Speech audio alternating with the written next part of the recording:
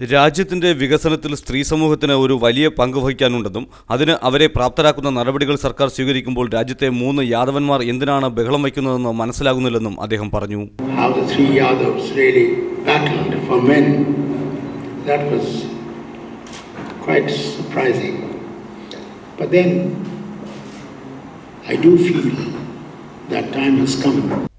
സാമ്പത്തിക പ്രതിസന്ധിയെ അതിജയിച്ച നമ്മുടെ രാജ്യം വനിതാ മുന്നേറ്റത്തിലൂടെ പുതിയൊരു മാറ്റത്തിന് തുടക്കം കുറിക്കുകയാണ്. സ്ത്രീ വിദ്യാഭ്യാസം രാജ്യപുരോഗതിയിൽ ഏറെ പ്രധാനമാണ്. ഇന്ത്യൻ പാരമ്പര്യത്തിന്റെ മഹത്വവും നമ്മുടെ സംസ്കാരവും വളർന്നു വരുന്ന പുതിയ തലമുറയ്ക്ക് പകർന്നു കൊടുക്കാൻ നാം ശ്രദ്ധിക്കണമെന്നും അദ്ദേഹം പറഞ്ഞു.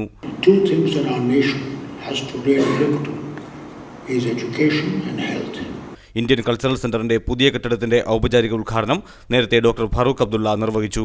ചടങ്ങിൽ ഇന്ത്യൻ അംബാസിഡർ ദീപ ഗോപാലൻ വാദ്വ മുഖ്യാതിഥിയായിരുന്നു. ഡോക്ടർ ഫാറൂഖ് അബ്ദുള്ളയ്ക്കുള്ള ICCയുടെ ഉപഹാരം അംബാസിഡർ കൈമാറി. ICC president KM Varghese, general secretary Habib Nabi തുടങ്ങിയവർ പരിപാടിക്ക് നേതൃത്വം നൽകി. PR Praveen, Jaihind news, Doha.